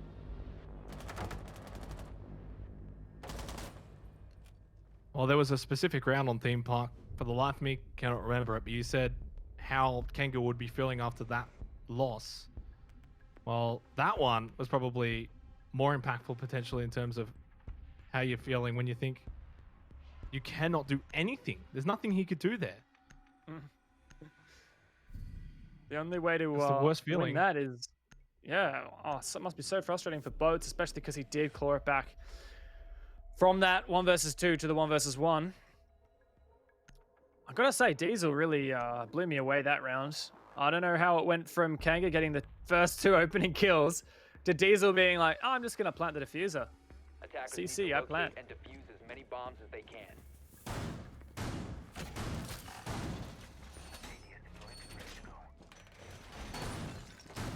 I think the best thing that Diesel was able to do there was to play patiently in that situation, understand how much utility he's got left, positioned himself really far back so that if the run out did occur, he wasn't just going to be franked out immediately by Boats. You saw Boats peeking to the right initially. Diesel was super far back and just understood the situation entirely and how it was playing out. Wildcard 2-2. To insertion. Well, you said 3-3 at the half. Kanga would be happy with that. I mean, I tend to agree still, considering what we saw in Theme Park. Really, anything from here has been a bonus for Attackers are them moving compared to out Theme Park. locate a bomb and defuse it. And 3-3 on your defense is still very much a winnable game on Coastline. Keeping in mind, as we were mentioning in the pre-show, this map is a bit of a black spot on the radar for both of these teams, neither having played it in the last 2 months. Both of them likely would have reworked significantly their strategies and playstyles on this map. So both teams here going into it with very limited information. That puts all the more pressure onto these mid-game adaptations between rounds, learning how your opponent is playing and changing things. I mean, clearly, though, Wildcard have come in with at least some sort of strategy in some vein because they picked the map. Maybe they just wanted to try something. I mean, that sounds a bit BM, but maybe they picked Kanga as a way to test how their coastline is in a competitive environment outside of scrims. And Wildcard is one of those teams that's very confident to make adaptations mid-game. Doesn't just have to be at the start of or between a VOD, and that's the first pick. Spruce gets that 2 for Spruce, is it? Damn. Just the one. Emerin taken out. On the dock. Oh, Pat, perfect recoil control. Outplays Spruce there on that tight angle. Eventual refrag.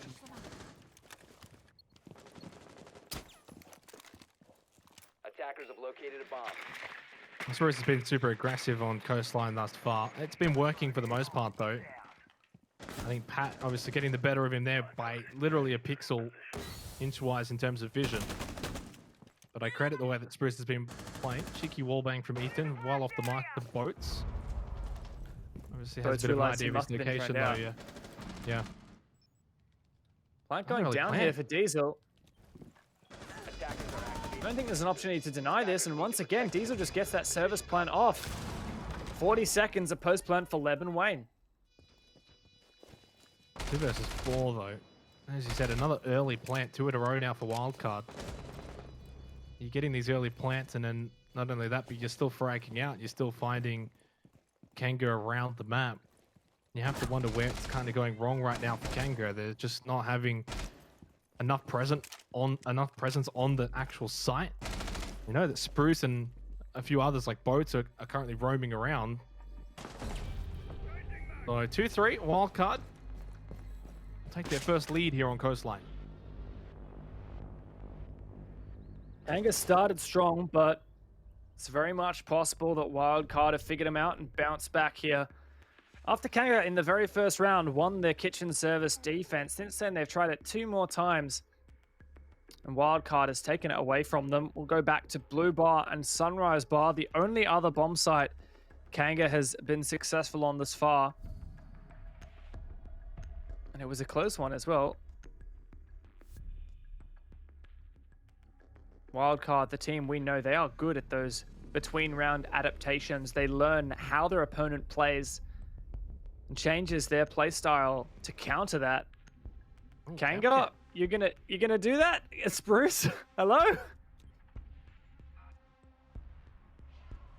Attackers need to locate and defuse. I mean, Spruce is just on something at the moment, the way that he's been playing here on Coastline. The runouts, now the cap can, he's definitely trying a bit of everything. Some work, some don't. But you love to see the adaptation and the confidence to try these things. I mean, you'd know more than me here of what maybe Spruce might be thinking with the cap cam. It's tough because the Capcan, I mean, obviously an operator not picked very much at the competitive level. Typically, players who are in this level of play aren't expecting Capcan traps because it just doesn't get played much. So in some ways, it can be good. Maybe you'll catch pro players off guard by putting some Capcan traps down. That said, as soon as Wildcard drones out one of these Capcan traps, they're going to say, hey guys, there's a Capcan. And I'm not confident this will be effective. It's possible. A little bit of information gathering, I guess. If you hear one of those Capcan traps explode, it does let you know where some of these attackers are. But if one of those traps detonates, that's 60 HP gone from an attacker. I mean, he's done his job now. He's placed his traps and he can hold a bit more of an aggressive position if he wants to. And that's what Spruceham's been doing so far here on Coastline. Playing aggressive, couple of runouts. And I guess that's probably the benefit of something like Capcan. You can put those traps down, place them all, and then you've used all of your gadgets. Now, if you do die, at least you've still got something left back for your team. Diesel's just trying to look for Spruce at the moment. You can see Wildcard playing so slowly. Fairly distinctive of their playstyle, and it does counter quite effectively this very aggressive and cheeky playstyle that we see from Kanga. See, Wildcard's happy to sit outside the map and just pre-aim windows. If Kanga keeps peeking them, they're going to lose their heads like Campo did. Bomb located by attackers. Minute 40 remaining. As he said, I mean, the way that Kanga have been playing, they're sort of inviting this pressure from Wildcard, and Wildcard are more than happy to oblige, sit back, wait for them to peak, knowing that they're going to peak. Nemo, who was probably the MVP on Theme Park, only just found his first kill on Coastline so far. Bit of a rougher first half. Diesel pushes straight in onto the B bomb site. It's going to be another early plant, 3 rounds in a row. And while that's happening, all of Kanga have just been wiped out. Leb's in a 1 versus 4, now 1v3 after he's able to find Diesel. A lot on his shoulders here, but a big reward if he's able to pull off the 1v3. They can tie up the half 3-3. A lot of work to do though for Leb. So little time, 30 seconds. Pre-fires his left corner, doesn't find anyone. Ethan is low, so it's more like a 1 versus 2.5. The position, the plant, the time, and the numerical advantage that Wildcard have got. It's going to be 4-2, and it is. And Wildcard end the half, as you mentioned before, snowballing. Well, they've snowballed to a 4-2 lead. We always talk about Wildcard being that slow and methodical team. We did see quite a lot of that in some of the early rounds, perhaps, but somehow Diesel's just been like, hey, I can plant here. I'm just going to do it. 3 rounds in a row. An early plant goes down. Diesel not keen to just wait around. He wants to get busy, wants to get into the thick of it. He's planted 3 times now. Every single time Wildcard's taken the rounds, Kanga don't really have a response to that plant. Perhaps the Echo could have been an answer, but they didn't bring it, not even once, for that plant denial. Straight out of the gate, Wildcard with Echo left unbanned. They're going to jump straight on it. Attackers need to locate and defuse bombs. We said 3-3 would give Kanga an opportunity going into their attacking half. 2-4. Better than Theme Park, but with Wildcard's proficiency in their attacking on the defensive and how they are defensively. Bomb I do located by get the attackers. feeling that it's going to be difficult here for Kanga to find many rounds here on Coastline. It's not their pick. As you mentioned, it's been months since they've played Coastline. Wildcard better prepared for it. I mean, I'm not 10 going to seconds left. say that it's going to be 7-2, but it's probably very likely that it 5 could be seconds. 7-2, 7-3, more so than anything else. Yeah, from here on out, we're really looking at Kanga to bring something new. Hmm. By the end of their first half, Wildcard had figured out all of their tricks, countered them very effectively. Wildcard can just sit back and chill out. Kanga banned out that Hibana, so no chance of using that on the hookah bomb site to clear out those cocktail positions. A lot of a roam downstairs. Ethan holding kitchen, Emo Rin and Sunrise Bar. Boat's looking to contest that. Campo taking control of office, and Pat's just around this next corner in security. Surely that's been droned out. Holding the angle from Sun.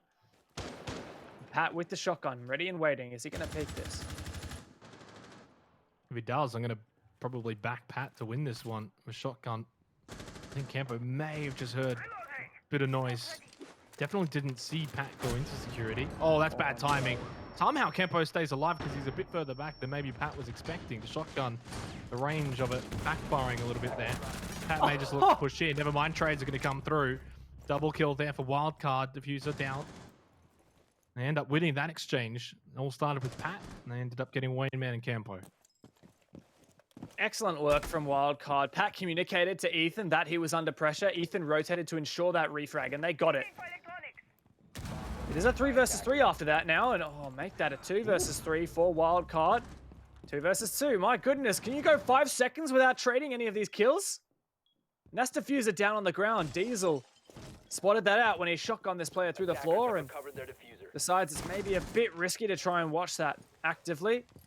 Spruce gets it back up. Gonna go for this aqua take. But Wildcard have the 2 best operators to stall out this kind of push.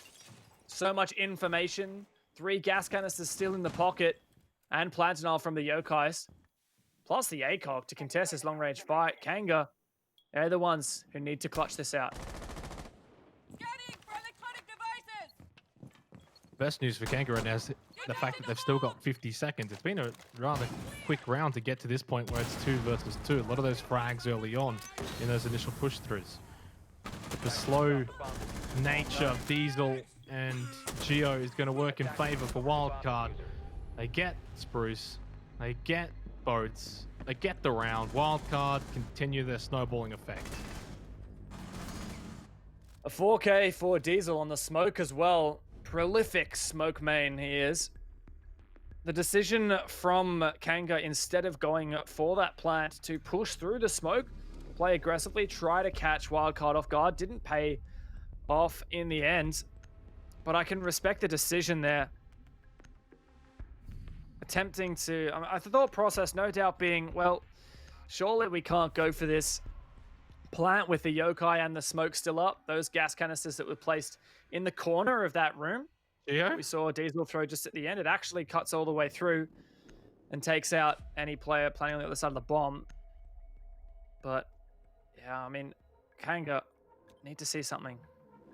Lion as Attackers well. need to I think locate this and might be the defuse first as many time bombs as they can. that we might have seen Lion. I might be wrong this season of Attackers Six discovered the Masters. location of a bomb. I don't think If I've it's not caught the any first games with time. it.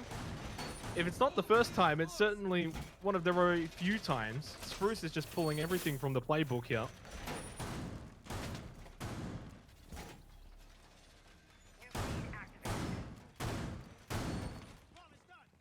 Kitchen's next blame up for him, though. Wildcard. Making it difficult to plant inside of Kitchen there with those holes. Bit of extension upstairs. Oh, here's not something I see every day. A shield placed inside of Theater. Looks like Wildcard's going to hold on quite strongly to this position. 5 seconds remaining. ADSs and Wamai magnets stacked up. Attackers I like are the thought moving process to here. the bomb. Wonder if Kanga will try and clear it head on. Capcan actually picked. You mentioned the Capcan when Spruce did it. I certainly wasn't expecting to see 2 Capcan picks this game. 2 Capcam picks, the Lion pick. Maybe Kanga with this line, electing to want to try and play a little bit faster pace here. But when I say that, I mean that last round was already at a pretty fast pace in terms of the engagements that transpired. We saw a lot of frags very early on. It got to the point where it was 2 versus 2 with a minute remaining.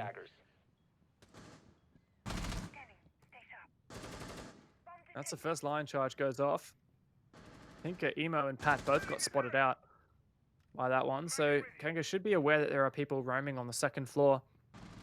So far, Kanga not shaping up for this top floor presence, and that's why Imarin's going to rotate over to the west side. All of Kanga filing in through Sunrise, Blue Bar office. It's very difficult to get a plan off here. Really ambitious attempt here for Kanga. There are so many ways for Wildcard to deny it.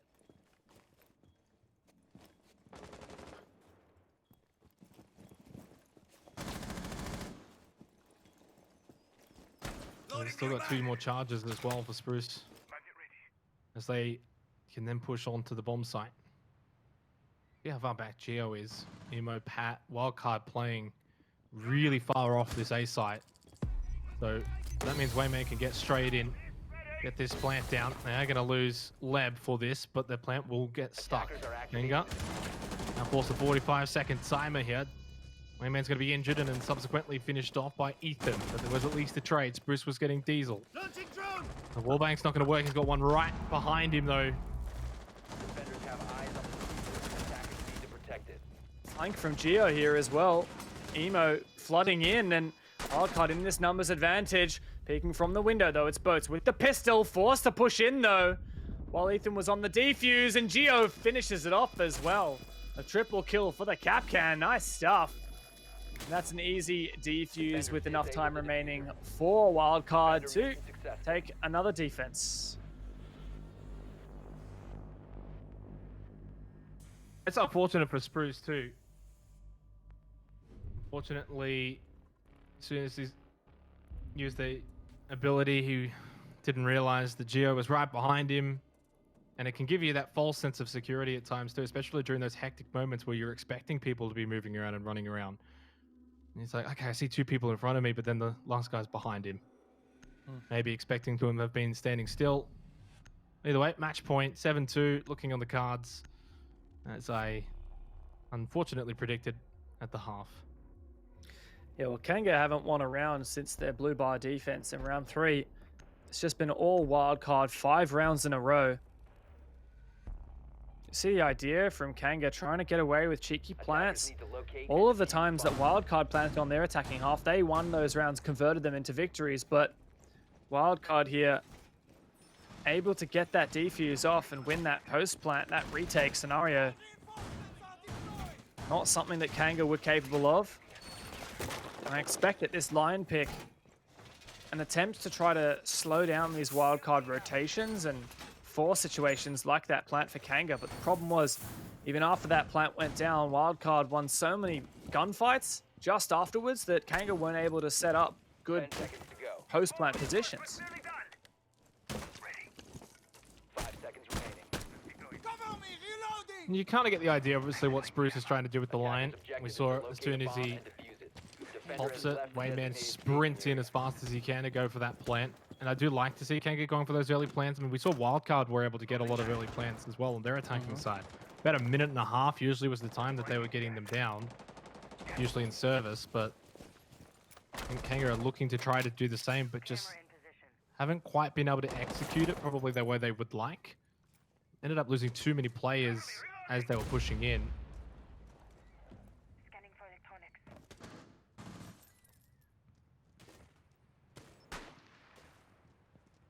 Bars defense for Wildcard, 2 players upstairs. A similar strategy to what we saw from Kanga. A couple of operators shuffled around, however. Geo's on duty to defend kitchen and service. Picking up into bathroom, trying to get an idea of whether there's any players in lobby, but Kanga looking to push this top floor east over. Same kind of attack we saw from Wildcard. Ooh, very dangerous position for Spruce to get himself into.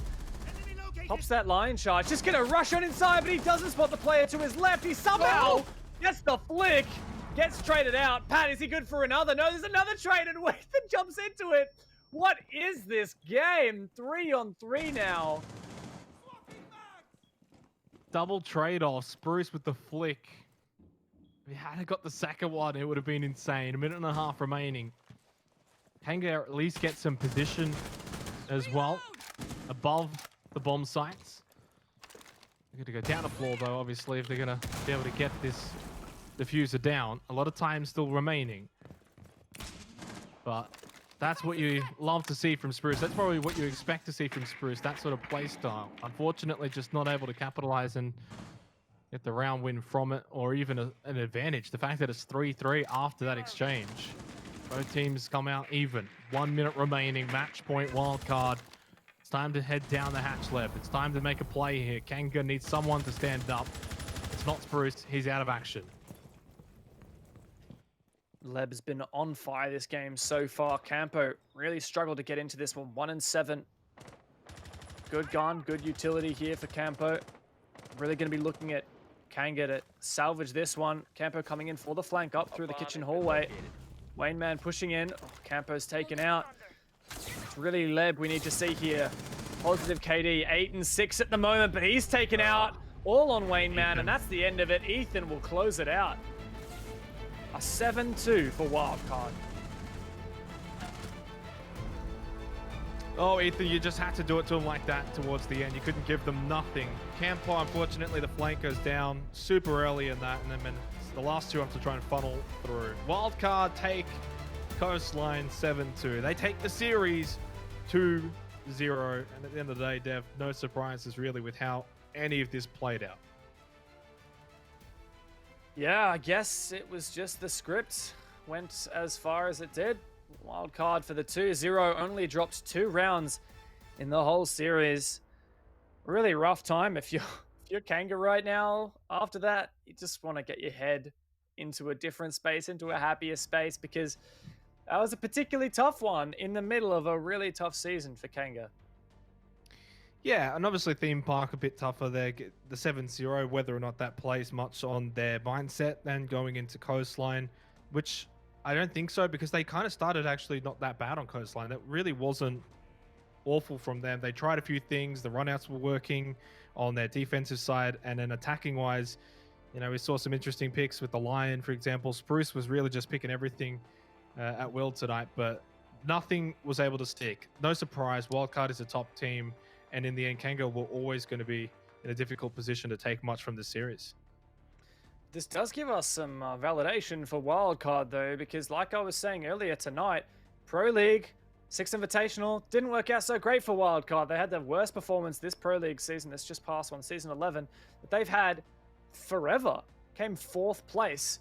6th Invitational, failed to win a map, made these roster changes, time to prove it with their new players, Pat and Gio, and they certainly have so far in the 6 Masters, only losing 1 map so far and holding their own 7-0, 7-2 against Kanga, sitting at the top of the standings. I think Wildcard are going to be very happy at the moment.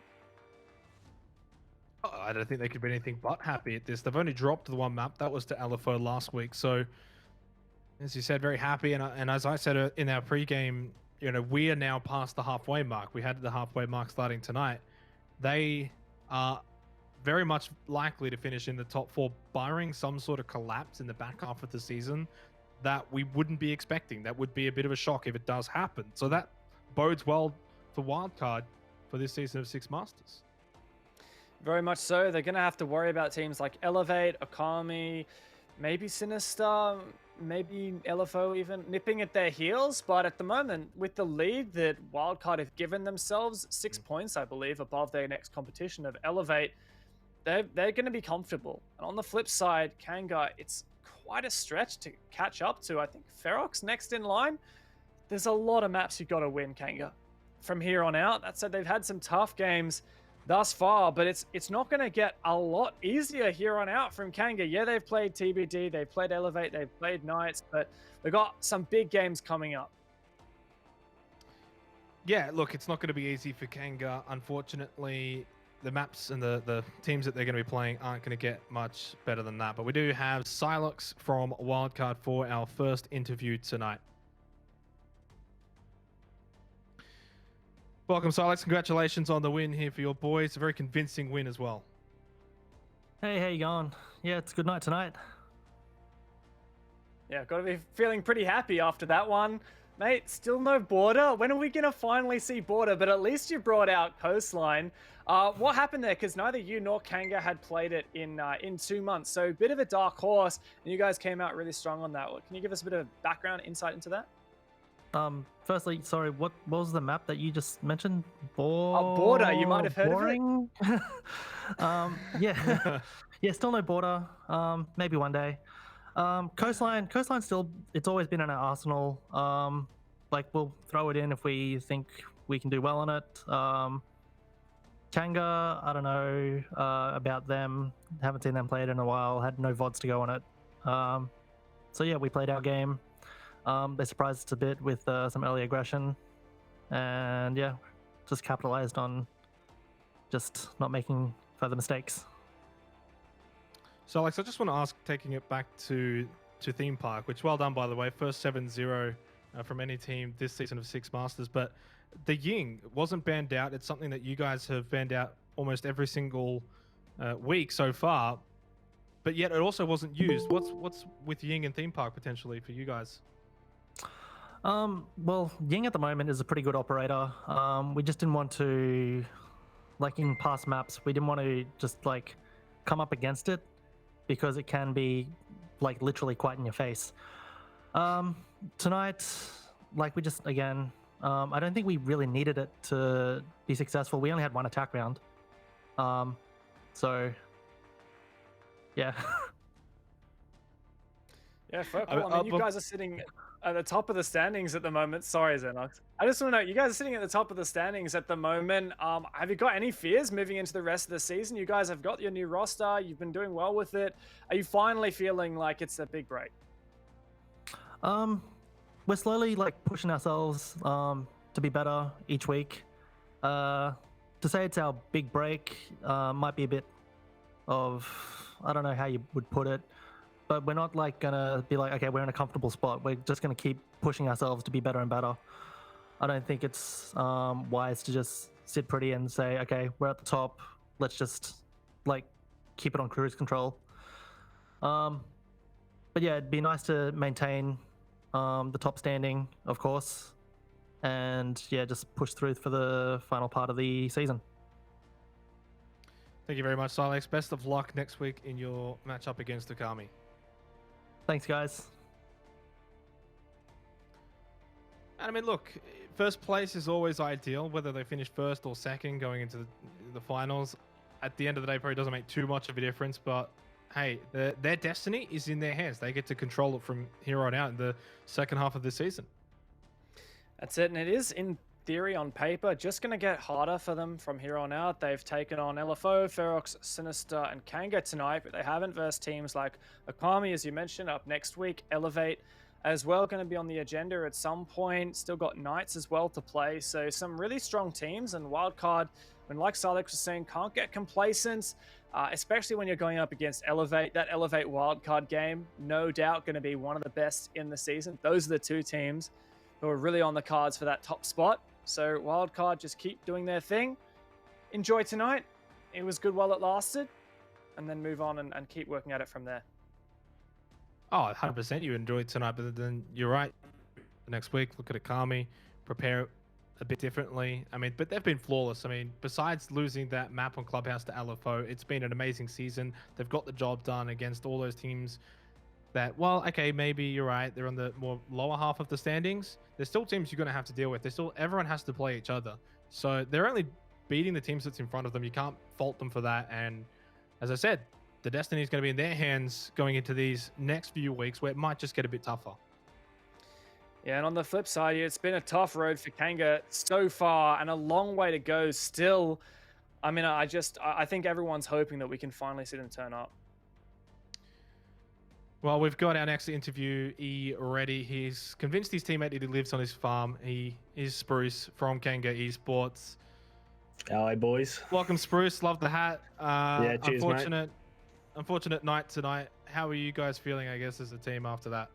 Oh, yeah. Look, you know, it was a bit of a going out with a bang, you know, for old Wayne boy. He's going to the retirement village. Tip my hat to him. So, new lineup next week. another 7-0, hopefully. I mean, of the way around. Yeah. Yeah. I love the optimism. Wayne Man, yeah, been a great showing so far in his career through Challenge League, earning his way in Pro League. So hats The off to OG. Wayne. Wish him all the best. Yep, very much OG, an yeah. OG. Wish him the best. Look, mate, what's got to change? You guys have had some really tough games so far, not just in the results, but also you've been versing the creme of the crop here in Oceania. Is it going to get easier from here? I hope so, eh? what do you want from me? Ferox, yeah, they're all right, you know. Played with them a couple times. Who's after that? LFO, yeah, they're all right teams. They should be a little bit easier than what we've been versing, and hopefully a little roster shake-up can get everyone's balls tingling again, you know. So, working hard. I'll just ask a bit more of a serious question here, Spruce, but what's with the theme park pick tonight? Have you guys been playing it in scrims? Considering the fact that Wildcard have played it twice this season, you guys haven't played it at all. I'm interested to hear your thoughts there. You know, I was just trying to get into their heads, you know. They haven't seen us on the map. They can't counter-strat us, you know, so... No, we had no idea. We just picked it for fun. That was actually the real... Well, hey, it's a nice map. You know, new reskin, you know, give it a bit of exposure for the man who made it, you know? Yeah, no, 100%. Look, I'll let you go. I know you've got the cows to milk, so I won't keep you hanging. Yeah, it's all right. It's all right. They've been tended to. Don't you worry. All righty, thanks, Bruce. Look, I mean, I'm still pretty new here, Dev, but Spruce is a character, and so Wayne Man as well, retiring apparently. Yeah, sounds like it. I mean, hats off to Wayne. Grinded his way up here through Challenger League. Played at LAN last year as well at Six Masters. Hats off to him. And Spruce, I mean, there are no words to describe Spruce. He is a jewel that we are fortunate to possess here in the Rainbow Six scene in Oceania.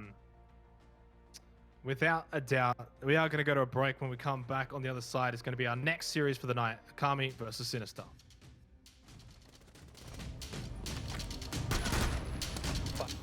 Attackers recovered the bomb.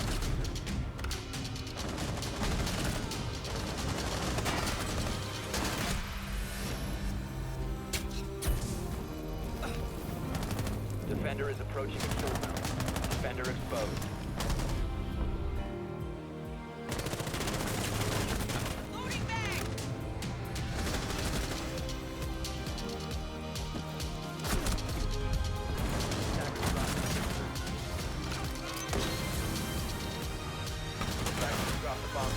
Attackers are activating. Defenders have eyes on the attackers need to protect it.